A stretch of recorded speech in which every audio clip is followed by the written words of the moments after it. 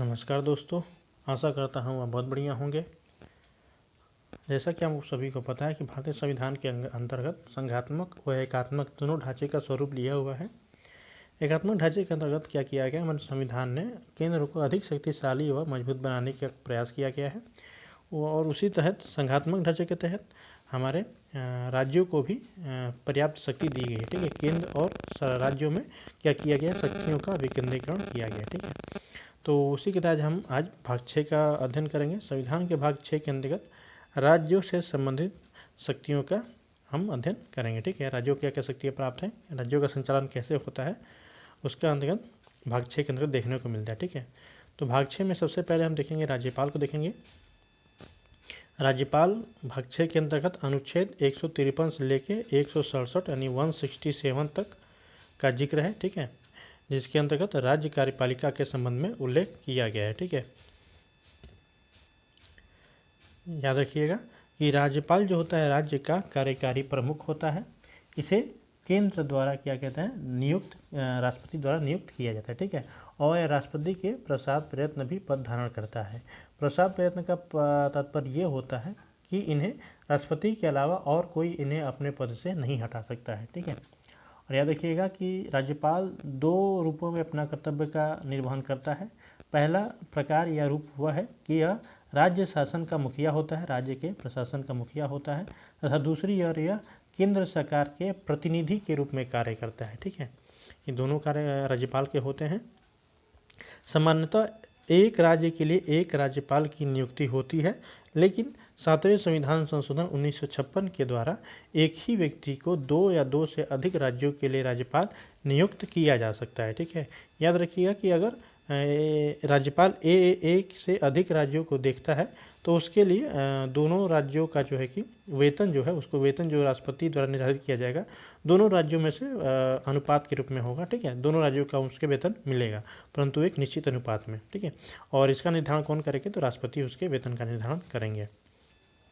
Next है आपका कि संविधान सभा में जब राज्यपाल के पद को लेकर संविधान सभा में बहस हुई थी, तो वहाँ बड़ी बहस हुई कि राज्यपाल का जो पद है उसे नियुक्त करके रखा जाए या निर्वाचित किया जाए। ठीक है, तो हमारे जो संविधान सभा के जो हमारे थे संविधान निर्माता थे, उनमें से जो थे कृष्णाचार्य जी, बी.जी. खेर और जी.बी. पंत जी, ये नेता ऐसे थे जो राज्यपाल को निर्वाचित होने के पक्ष में थे। ठीक है, जबकि अंबेडकर जी थे और जवाहरलाल नेहरू जी थे, इन्होंने क्या कहा कि राज्यपाल का पद जो है उसे नामित ही रखा जाए। ठीक है, तो अंततः जानते ही हैं अंबेडकर जी, जवाहरलाल नेहरू सबसे वो समय के सबसे प्रतिष्ठित व जाने माने व्यक्ति थे संविधान सभा के, तो उनके ही बात सहमति बनी, इन्हीं की बातों की सहमति बनी और लास्ट में क्या किया कि राज्यपाल का जो पद है उसे नामित करने का प्रावधान किया गया। ठीक है, वो राज्यपाल का निर्वाचित न करने का कई कारण थे।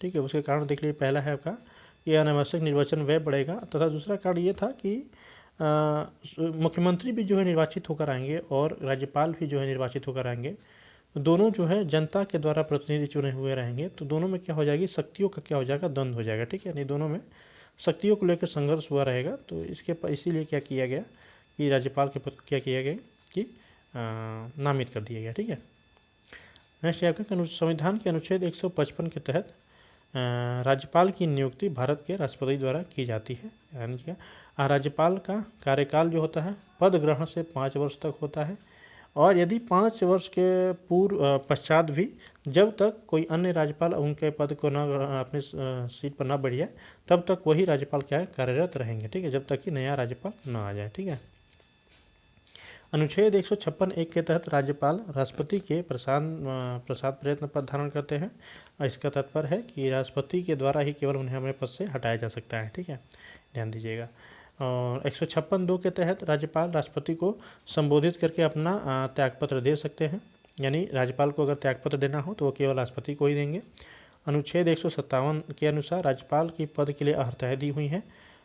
157 के अनुसार पहला अर्हता ये है कि उन्हें भारत का नागरिक होना चाहिए तथा राज्यपाल बनने की मिनिमम आयु 35 वर्ष होनी चाहिए। ठीक है, कि राज्य सरकार के सभी कार्यकारी कार्य औपचारिक रूप से राज्यपाल के नाम से होते हैं। जिस प्रकार केंद्र में सभी कार्यकारी कार्यपालिका शक्ति राष्ट्रपति में निहित होती हैं, उसी तरह कार्यकारी कार्यपालिका शक्ति राज्यपाल में निहित होती हैं और इन्हीं के नाम से होती हैं। ठीक है।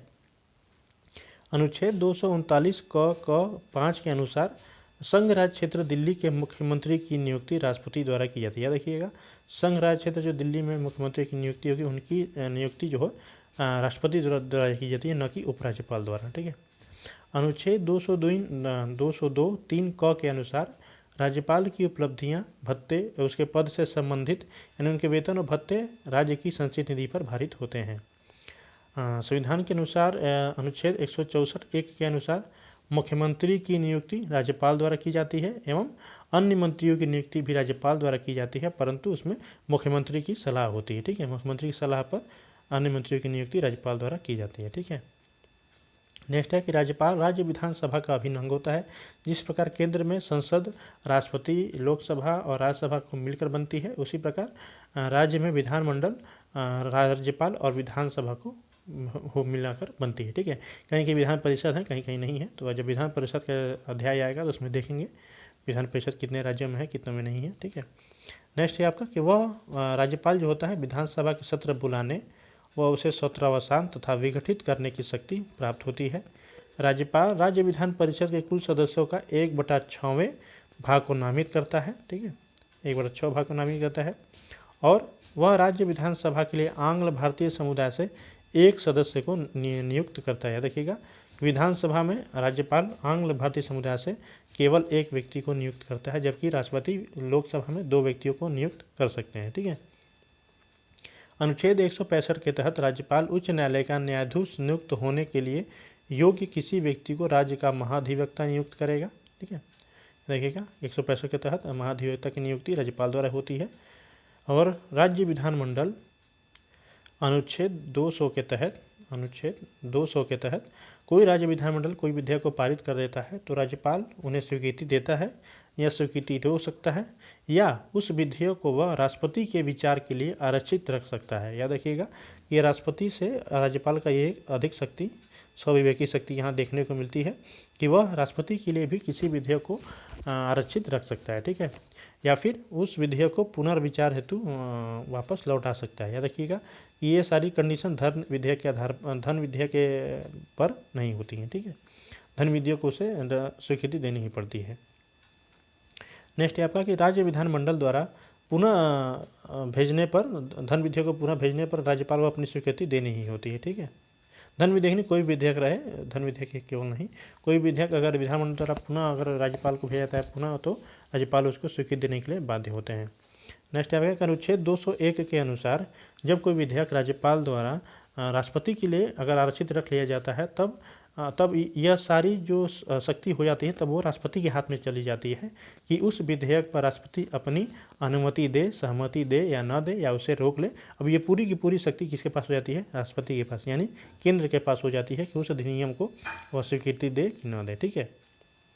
नेक्स्ट है आपका अनुच्छेद 161 के अनुसार किसी राज्य के राज्यपाल को उस राज्य कार्यपालिका की विधि के विरुद्ध किसी अपराध के लिए दंड को क्षमा, देखिए याद रखिए कि राज्यपाल के पास क्या है कि किसी दंड अपराध के लिए दंड को क्षमा, उसका प्रविलंबन, विराम या परिहाम करने अथवा दंडादेश के निलंबन, परिहार या लघुकरण की शक्ति होती है। याद रखिएगा। ठीक है। ये राज्यपाल की शक्ति होती है। किसी अपराध के विरुद्ध दंडादेश का निलंबन, परिहार और लघुकरण 3 होती हैं। याद रखिएगा कि राज्यपाल के पास मृत्युदंड को क्षमा करने की शक्ति प्राप्त नहीं होती है। ठीक है, ये ध्यान दीजिएगा। नेक्स्ट है आपका कि सरोजिनी नायडू भारत की प्रथम महिला थी जिन्हें राज्यपाल पद पर मनोनीत किया गया था। ठीक है। ये कहाँ से मनोनीत थी? तो ये उत्तर प्रदेश से थी। याद रखिएगा, उत्तर प्रदेश से प्रथम महिला जो थी हमारी मनोनीत होने वाली राज्यपाल थी सरोजिनी नायडू जो थी। ठीक है। तो चलिए दोस्तों अपने प्रश्न की ओर चलते हैं।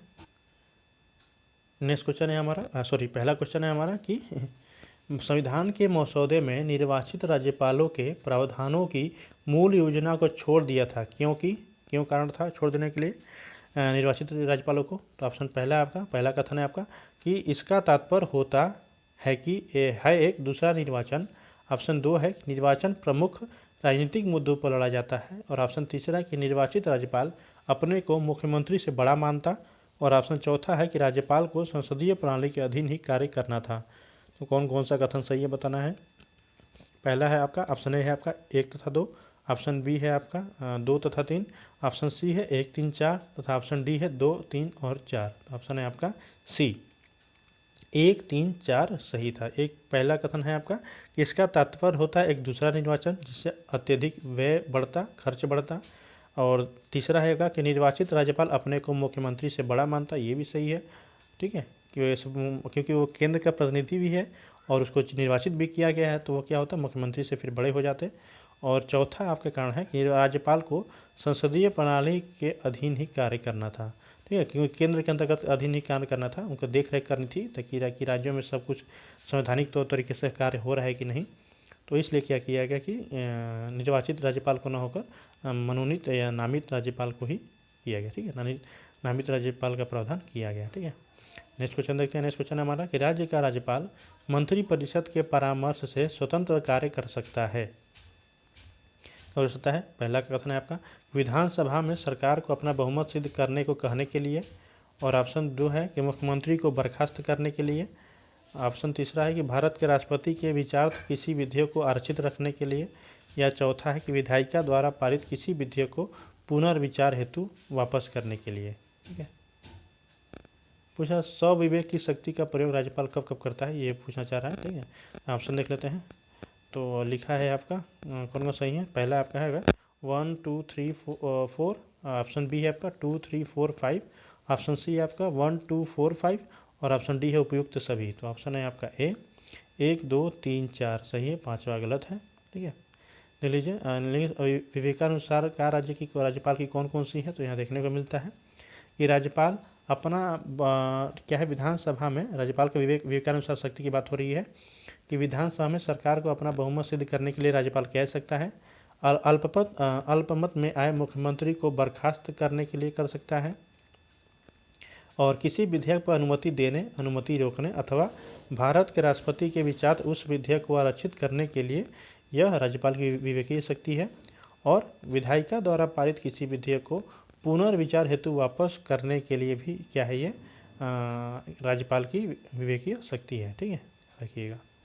नेक्स्ट क्वेश्चन देखते हैं। नेक्स्ट क्वेश्चन है हमारा कि भारतीय संविधान के निम्न अनुच्छेदों में से किस एक के अधीन राज्यपाल राष्ट्रपति के विचार के लिए किसी विधेयक को आरक्षित रख सकता है। राष्ट्रपति के विचार के लिए आरक्षित रखने की बात हो रहा है। ऑप्शन पहला है आपका अनुच्छेद 169, ऑप्शन बी है अनुच्छेद 200, ऑप्शन सी है अनुच्छेद 201, ऑप्शन डी है अनुच्छेद 202। तो ऑप्शन है आपका बी अनुच्छेद 200 के तहत राज्यपाल राष्ट्रपति के लिए कोई भी विधेयक आरक्षित रख सकता है। ठीक है, नेक्स्ट है आपका कि संविधान के किस अनुच्छेद के अंतर्गत राज्यपाल राष्ट्रपति के अनुमोदन के लिए किसी विधेयक को भेज सकता है। सेम क्वेश्चन है, बस घुमा के पूछ दिया है। ऑप्शन पहला है का आपका अनुच्छेद 166, ऑप्शन दूसरा अनुच्छेद 200, ऑप्शन सी है अनुच्छेद 239, ऑप्शन डी है अनुच्छेद 240, या ऑप्शन ई है उपयुक्त में से कोई नहीं। तो ऑप्शन है आपका बी अनुच्छेद 200 के अंतर्गत राज्यपाल राष्ट्रपति के लिए कोई विधेयक को आरक्षित रख सकता है। ठीक है, नेक्स्ट क्वेश्चन है हमारा कि राज्य सरकार का कार्यकारी अध्यक्ष या संवैधानिक प्रमुख कौन है।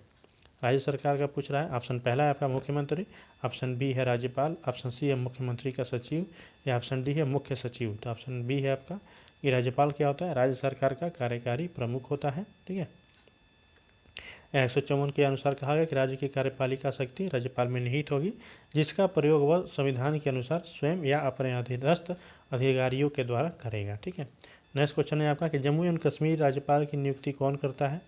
ठीक है, पहला ऑप्शन है आपका जम्मू एवं कश्मीर के मुख्यमंत्री, और बी है जम्मू एवं कश्मीर उच्च न्यायालय का मुख्य न्यायाधीश, ऑप्शन सी है भारत का प्रधानमंत्री, ऑप्शन डी है भारत का राष्ट्रपति।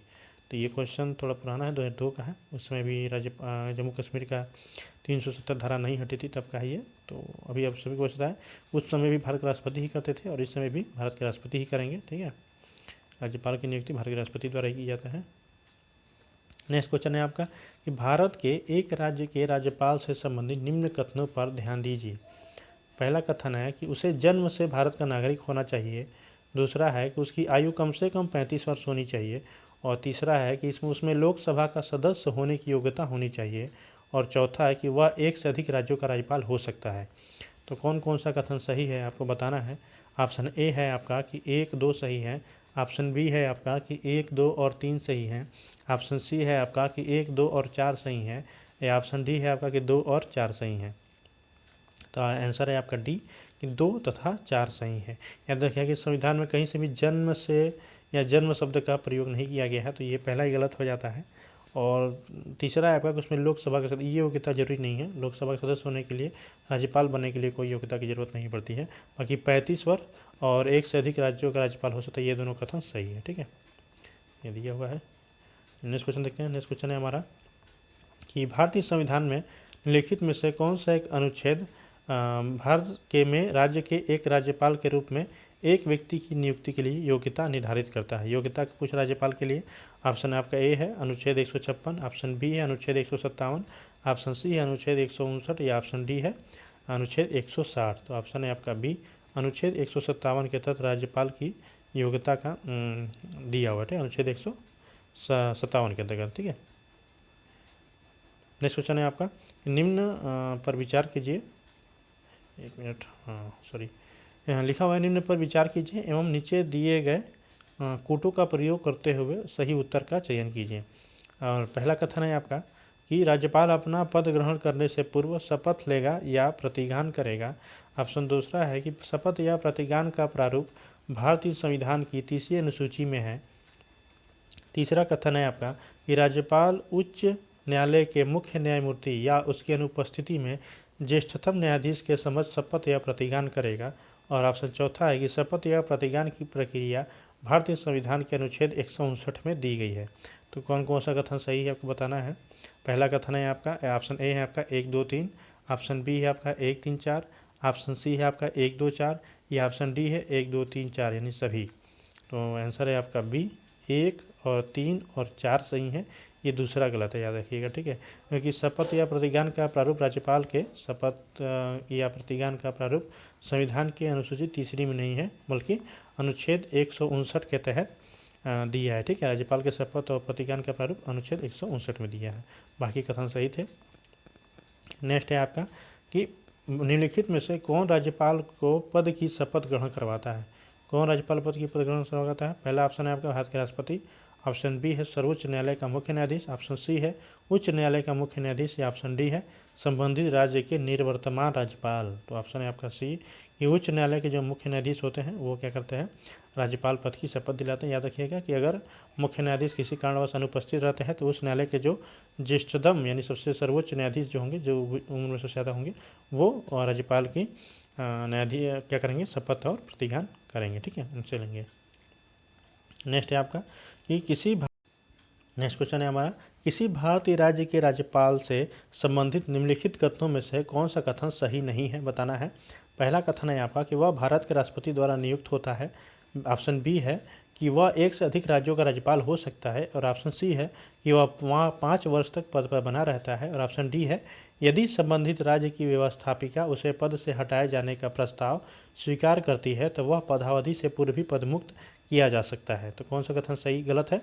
तो गलत है आपका ऑप्शन डी गलत है, बाकी तीनों कथन सही है। ठीक है, याद रखिएगा कि राज्यपाल जो होता है राष्ट्रपति के प्रसाद प्रयत्न ही अपना पद धारण करता है, अतः उसे केवल राष्ट्रपति द्वारा ही पदावधि से यानी पद पूर्ण होने से पूर्व राष्ट्रपति द्वारा ही केवल हटाया जा सकता है। उसे राज्य की विधानमंडल उसे नहीं हटा सकती है। ठीक है, उसे केवल राज्य राष्ट्रपति द्वारा हटाया जा सकता है। अगर उनके हटाने के लिए कोई विधेयक अगर चलेगा भी तो वो संसद में चलेगा, न कि विधानसभा में। ठीक है, विधानसभा के पास कोई शक्ति नहीं है कि राज्यपाल को हटा सके, या ध्यान दीजिएगा। ठीक है, नेक्स्ट क्वेश्चन है आपका कि निम्नलिखित कथनों में से कौन सा एक सही है। एक सही है पूछ रहा है। पहला कथन है आपका कि भारत में एक ही व्यक्ति को एक ही समय में 2 या अधिक राज्यों में राज्यपाल नियुक्त नहीं किया जा सकता। ऑप्शन बी है कि भारत में राज्यों के उच्च न्यायालय के न्यायाधीश राज्य के राज्यपाल द्वारा नियुक्त किए जाते हैं, ठीक वैसे ही जैसे उच्चतम न्यायालय के न्यायाधीश राष्ट्रपति द्वारा नियुक्त किए जाते हैं। ऑप्शन सी है आपका कि भारत के संविधान में राज्यपाल को उसके पद से हटाने हेतु कोई भी प्रक्रिया अभी कथित नहीं है, यानी कोई भी नहीं दिया हुआ है। और ऑप्शन डी है कि विधायी व्यवस्था वाले संघ राज्य क्षेत्र में मुख्यमंत्री की नियुक्ति उपराज्यपाल द्वारा बहुमत समर्थन के आधार पर की जाती है। तो ऑप्शन सी है आपका कि ऑप्शन सी सही है, बाकी तीनों गलत हैं। ठीक है, कि पद से हटाने हेतु कोई भी प्रक्रिया का वर्णन हमारे संविधान में नहीं मिलता है। ठीक है, राज्यपाल को अपने पद से हटाने हेतु। ठीक है, उसे केवल राष्ट्रपति द्वारा ही हटाया जा सकता है। ठीक है, बाकी ये सारे, और यह देखिए कि एक ही व्यक्ति 2 या 2 से अधिक राज्यों का राज्यपाल हो सकता है, और राष्ट्रपति द्वारा उच्च न्यायालय के न्यायाधीशों की नियुक्ति होती है, और संघ राज्य क्षेत्र दिल्ली के मुख्यमंत्री की नियुक्ति राष्ट्रपति द्वारा की जाती है। ठीक है, ये दिया हुआ आंसर।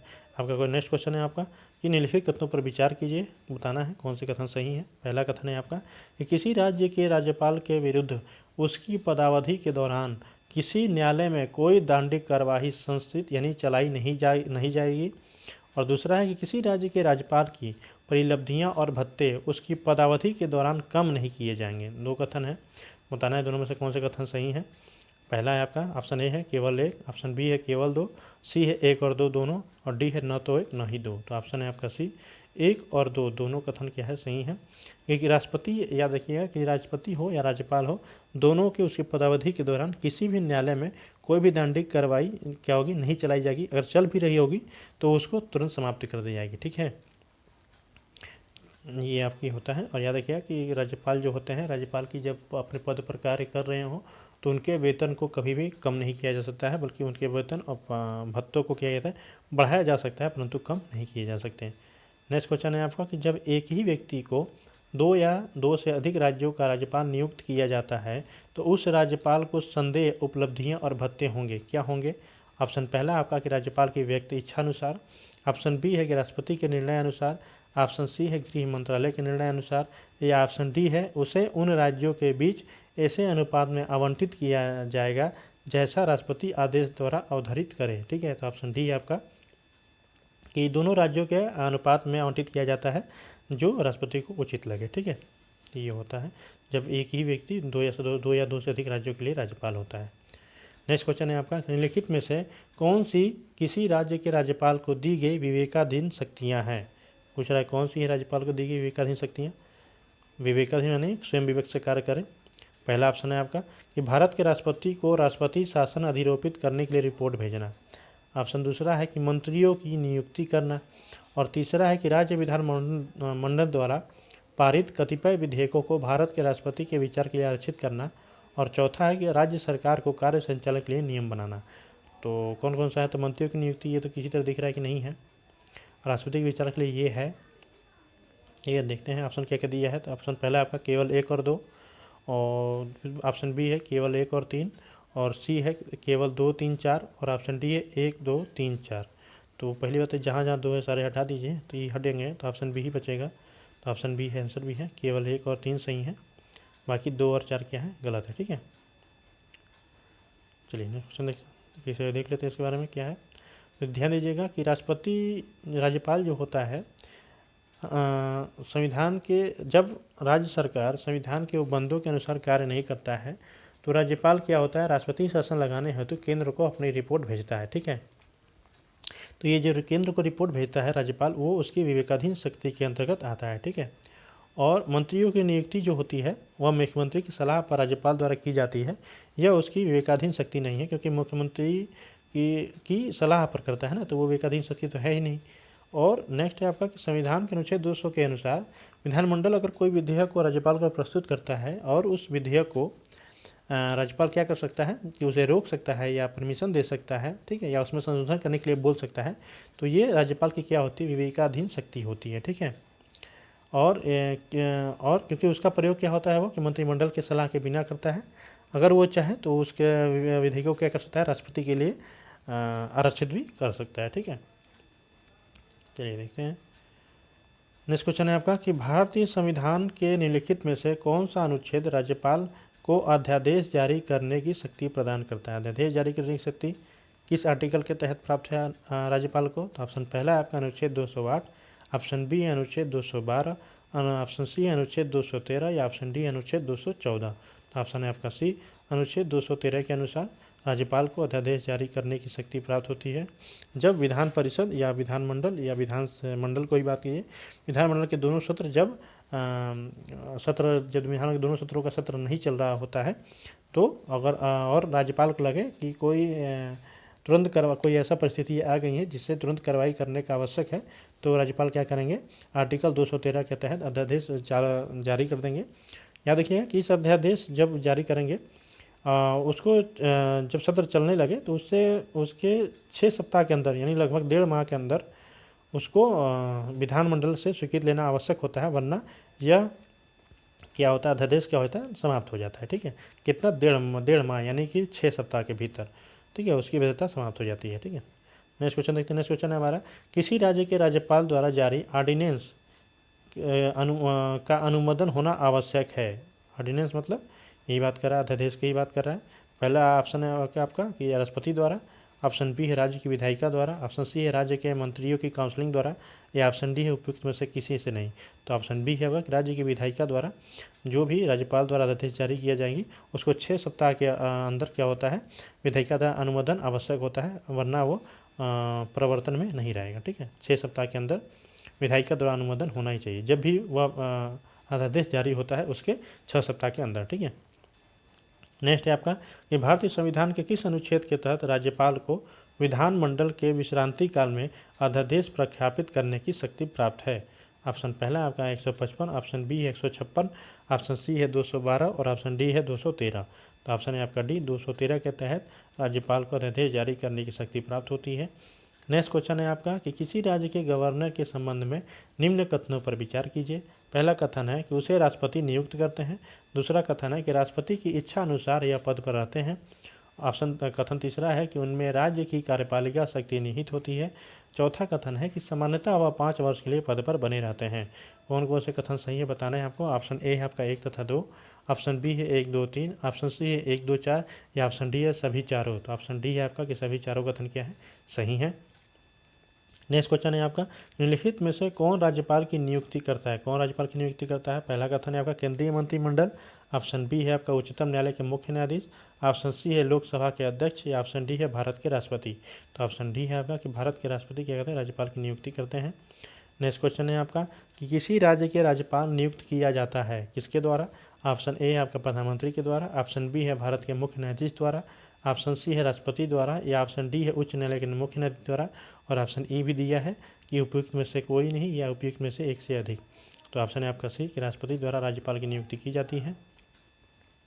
नेक्स्ट क्वेश्चन है आपका कि किस राज्य में राज्यपाल की नियुक्ति संविधान के किस अनुच्छेद के तहत होती है। राज्यपाल की नियुक्ति संविधान के किस अनुच्छेद के तहत। पहला ऑप्शन है आपका अनुच्छेद 153 के तहत, ऑप्शन बी 154, ऑप्शन सी 155, या ऑप्शन डी है 156। तो ऑप्शन है आपका सी 155 के तहत किसी राज्य में राज्यपाल की नियुक्ति होती है। ठीक है, नेक्स्ट क्वेश्चन है आपका कि राज्यपालों के संदर्भ में निम्न में से कौन सा एक कथन सत्य नहीं है। सत्य नहीं है बताना है। पहला है आपका कि वह राज्य की विधायिका का अंग होता है, ऑप्शन बी है वह मृत्यु दंड को क्षमा कर सकता है, ऑप्शन सी है कि वह राज्य के उच्च न्यायालय के न्यायाधीशों की नियुक्ति नहीं करता है, और ऑप्शन डी है कि उसके पास आपातकालीन शक्तियाँ नहीं हैं। तो ऑप्शन बी है आपको कि वह मृत्युदंड को क्षमा कर सकता है। ठीक है, ये कथन सही नहीं, बाकी सारे कथन सही हैं कि वह राज्य विधायिका का अंग भी होता है और वह राज्य के उच्च न्यायालय के न्यायाधीशों की नियुक्ति नहीं करता, बल्कि उच्च न्यायालय के न्यायाधीशों की नियुक्ति राष्ट्रपति द्वारा की जाती है, और उसके पास आपातकालीन शक्तियाँ नहीं हैं, क्योंकि आपातकालीन शक्तियाँ राष्ट्रपति के पास होती हैं। ठीक है, अगर राज्य में राज्य की शासन व्यवस्था संविधान के अनुसार नहीं चले तो राज्यपाल क्या करेंगे, इसका सूचना तुरंत केंद्र को देंगी, तो केंद्र के जो राष्ट्रपति को देंगी, राष्ट्रपति फिर क्या करेंगे कि राज्य में राष्ट्रपति शासन लगा सकते हैं। ठीक है, राज्यपाल के पास कोई भी राष्ट्रपति शासन की तरह कोई भी आपातकालीन शक्तियाँ प्राप्त नहीं होती है। ठीक है, और राज्यपाल जो है मृत्युदंड को भी क्षमा नहीं करते हैं, ध्यान दीजिएगा। नेक्स्ट है आपका कथन और कारण दिया हुआ है। कथन है आपका कि राष्ट्रपति और राज्यपालों पर उनके किसी भी कार्य के लिए न्यायालय में मुकदमा नहीं चलाया जा सकता। कारण है कि राष्ट्रपति पर महाभियोग चलाया जा सकता है और राज्यपालों को असंवैधानिक कृत्यों को करने पर पदच्युत किया जा सकता है। तो कौन कौन सा कथन सही बताना है। कथन है पहला है आपका कि ए और आर दोनों सही है, आर ए की सही व्याख्या करता है, और ऑप्शन बी है कि ए और आर दोनों सही है किंतु आर ए की सही व्याख्या नहीं करता है। ऑप्शन सी है कि ए सही है परंतु आर गलत है। ऑप्शन डी है कि ए गलत है परंतु आर सही है। तो कौन सा कथन सही है, तो ऑप्शन बी है आपका कि ए और आर दोनों सही है किंतु आर ए की सही व्याख्या नहीं करता है। ठीक है, नेक्स्ट क्वेश्चन देखते हैं। नेक्स्ट क्वेश्चन है हमारा कि राज्यपाल के वेतन और भत्ते दिए जाते हैं, कहाँ से दिए जाते हैं पूछना चाह रहा है। पहला है आपका कि कॉन्सिलेटेड फंड ऑफ स्टेट से, ऑप्शन बी है कि कॉन्सुलेटेड फंड ऑफ इंडिया से, ऑप्शन सी है कि कंटीजेंसी फंड ऑफ स्टेट से, या ऑप्शन डी है ए और बी दोनों द्वारा। तो कॉन्सुलेट का मतलब होता है संचित निधि, ठीक है, कॉन्सुलेट संचित निधि होता है। और कंटीजेंसी का मतलब होता है आपातकालीन जो वित्तीय संस्था होती है उसको क्या बोलते हैं हम,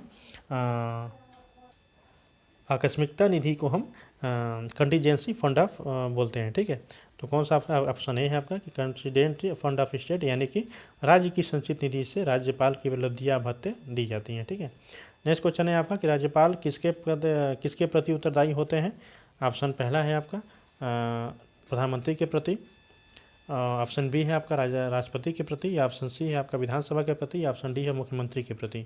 तो ऑप्शन है आपका बी कि राज्यपाल राष्ट्रपति के प्रति उत्तरदायी होते हैं, क्योंकि राष्ट्रपति ही इनको राज्यपाल को नियुक्त करता है और उन्हीं के पश्चात में पद धारण करते हैं, इसलिए राज्यपाल क्या होता है, राष्ट्रपति के प्रति उत्तरदायी होते हैं। नेक्स्ट है आपका निम्नलिखित में से कौन भारत के राष्ट्रपति की इच्छा तक ही पद पर बने रहते हैं। ऑप्शन पहला है राज्यपाल, ऑप्शन बी है निर्वाचन आयुक्त, ऑप्शन सी है उच्चतम न्यायालय के न्यायाधीश, या ऑप्शन डी है लोकसभा अध्यक्ष। तो ऑप्शन होगा ए, राज्यपाल जो होते हैं राष्ट्रपति की इच्छा अनुरूप ही अपने पद पर बने रहते हैं, ठीक है। वैसे तो 5 वर्ष है, पर 5 वर्ष से पूर्व भी हटाया जा सकता है यदि राष्ट्रपति ऐसा कह दे तो, ठीक है। नेक्स्ट है आपका कि भारत के संविधान में निम्न में से किसके विरुद्ध अभियोग चलाने का प्रावधान नहीं है, किसके विरुद्ध। ऑप्शन पहला है राष्ट्रपति के विरुद्ध, ऑप्शन बी है राज्य के राज्यपाल के विरुद्ध, ऑप्शन सी है भारत के मुख्य न्यायाधीश के विरुद्ध, या ऑप्शन डी है भारत के उपराष्ट्रपति के विरुद्ध। तो ऑप्शन है आपका बी, राज्य के राज्यपाल के विरुद्ध महाभियोग की अभियोग नहीं चलाने का प्रावधान नहीं है, ठीक है। क्योंकि जो अभियोग महाभियोग है उसके लिए किसके यूज होता है, ध्यान दीजिएगा कि जो महाभियोग शब्द है उसके राष्ट्रपति, उपराष्ट्रपति, भारत के मुख्य न्यायाधीश जो हैं सिर्फ इन्हीं के लिए अभियोग चलाना क्या है, उल्लेख किया गया, ठीक है। इन्हीं के लिए अभियोग चलाए जा सकते हैं। हालांकि जो मुख्य न्यायाधीश होते हैं सुप्रीम कोर्ट के, उनके लिए भी अभियोग नहीं जो है, उनके लिए संविधान में रिमूव शब्द का उपयोग किया गया है, न कि अभियोग का, ठीक है। और वस्तुतः जो है कि इन तीनों के लिए अभियोग चलाया जा सकता है, ठीक है, संसद में। नेक्स्ट क्वेश्चन है आपका कि संविधान के अनुच्छेद 156 में उपबंध है कि राज्यपाल अपने पद ग्रहण की तारीख से 5 वर्ष की अवधि तक अपने पद धारण करेगा। इससे निम्नलिखित में से कौन सा निष्कर्ष निकाला जा सकता है। पहला है आपका कि किसी राज्य को उसकी पदावधि पूरी होने से पूर्व पद से नहीं हटाया जा सकता। दूसरा है कि कोई राज्यपाल 5 वर्ष की अवधि के बाद अपने पद पर नहीं बना रह सकता। कौन कौन सा निष्कर्ष है, तो पहला है आपका कि केवल एक, ऑप्शन बी है केवल 2, ऑप्शन सी है 1 और 2 दोनों, और ऑप्शन डी है दोनों ही नहीं। तो ऑप्शन है आपका डी, दोनों ही कथन नहीं निकलता है, ठीक है। क्योंकि 5 की अवधि तक बना रहेगा और इससे निम्नलिखित में कौन सा निकल सकता है, दोनों नहीं निकलता। 5 वर्ष तक बना रहेगा, उसके बाद भी वो बने रहते हैं जब तक कि नए जो उत्तराधिकारी उनका पद ग्रहण नहीं कर लेते, तब तक राज्यपाल अपने 5 वर्ष के बाद भी पद पर अपने बने रहते हैं, ठीक है।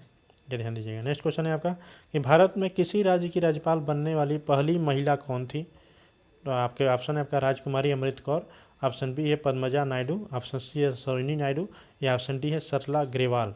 तो ऑप्शन सी है आपका कि सरोजिनी नायडू जो थी भारत की प्रथम महिला है जिन्हें राज्यपाल पद पर मनोनीत किया गया था, और यह उत्तर प्रदेश की राज्यपाल बनी थी 15 अगस्त 1947 से 2 मार्च 1949 तक ये पद पर रही थी। नेक्स्ट क्वेश्चन है आपका निम्नलिखित में से कौन स्वतंत्र भारत के किसी राज्य की सर्वप्रथम महिला राज्यपाल बनी। ऑप्शन पहला आपका सरोजिनी नायडू, ऑप्शन बी है सुचित्रा कृपलानी, ऑप्शन सी इंदिरा गांधी, या ऑप्शन डी है विजय लक्ष्मी पंडित। तो ऑप्शन ए है आपका सरोजिनी नायडू जो थी स्वतंत्र भारत की पहली महिला राज्यपाल बनी थी। नेक्स्ट क्वेश्चन है आपका कि पश्चिम बंगाल की प्रथम महिला राज्यपाल कौन थी। ऑप्शन पहला है आपका ए विजय लक्ष्मी पंडित, ऑप्शन बी है पद्मजा नायडू, ऑप्शन सी है रजनी राय, या ऑप्शन डी है शीला कौल। तो ऑप्शन है आपका बी कि पद्मजा नायडू जो थी पश्चिम बंगाल की पहली बनी थी राज्यपाल, महिला राज्यपाल बनी थी, ठीक है। नेक्स्ट क्वेश्चन है आपका कि प्रतिवर्ष 13 फरवरी को महिला दिवस मनाया जाता है, किसकी स्मृति में मनाया जाता है। पहला ऑप्शन है इंदिरा गांधी की स्मृति में, ऑप्शन बी है कमला नेहरू की, ऑप्शन सी है सरोजिनी नायडू की, ऑप्शन डी है रानी लक्ष्मीबाई की। तो ऑप्शन सी है आपका कि सरोजिनी नायडू की स्मृति में प्रत्येक 13 फरवरी को महिला दिवस के रूप में मनाया जाता है, ठीक है। याद रखिएगा कि सरोजिनी नायडू का जन्म 13 फरवरी 1879 को हुआ था। नेक्स्ट क्वेश्चन है आपका राजस्थान के राज्यपाल जिन्हें बर्खास्त किया गया था वो कौन थे। पहला आपका डॉक्टर संपूर्णानंद थे, ऑप्शन बी है रघुकुल तिलक थे, ऑप्शन सी है सुखदेव प्रसाद थे, ऑप्शन डी है बलीराम भगत थे। तो ऑप्शन बी है आपका कि राजस्थान के जो राज्यपाल थे जिन्हें बर्खास्त किया गया था उनका नाम रघुकुल तिलक थे। याद रखिएगा कि भारत में सर्वप्रथम बर्खास्त किए गए राज्यपाल तमिलनाडु के राज्यपाल प्रभुदास पटवारी थे, जिन्हें अक्टूबर 1980 में बर्खास्त किया गया था। ठीक है, और ये जो राजस्थान के थे रघुकुल तिलक जी, इन्हें 1981 में बर्खास्त किया गया था। ठीक है, जस्ट एक साल बाद। नेक्स्ट क्वेश्चन है आपका कि निम्नलिखित निम्न में से किसकी नियुक्ति राज्य का राज्यपाल नहीं करता है। पहला है आपका मुख्यमंत्री, ऑप्शन बी है सदस्य राज्य लोक सेवा आयोग, ऑप्शन सी है उच्च न्यायालय के न्यायाधीश, या ऑप्शन डी है महान्यायवादी। तो ऑप्शन सी है आपका कि उच्च न्यायालय के न्यायाधीश की नियुक्ति राज्यपाल द्वारा नहीं होती, बाकी तीनों की नियुक्ति राज्यपाल द्वारा होती है। ठीक है, और याद रखिए कि उच्च न्यायालय के न्यायाधीश जो होते हैं उनको राष्ट्रपति द्वारा नियुक्ति की जाती है। ठीक है, बाकी तीनों जो है लोक सेवा आयोग, राज्य लोक सेवा आयोग हो या महाधिवक्ता हो, इनकी नियुक्ति राज्यपाल द्वारा मुख्यमंत्री की सलाह पर किया जाता है। ठीक है, तो चलिए दोस्तों, आज हमारा जो है आज का चैप्टर खत्म होता है राज्यपाल। हम अपने अब नेक्स्ट चैप्टर मिलेंगे, तब तक के लिए नमस्कार, जय हिंद, जय श्री राम।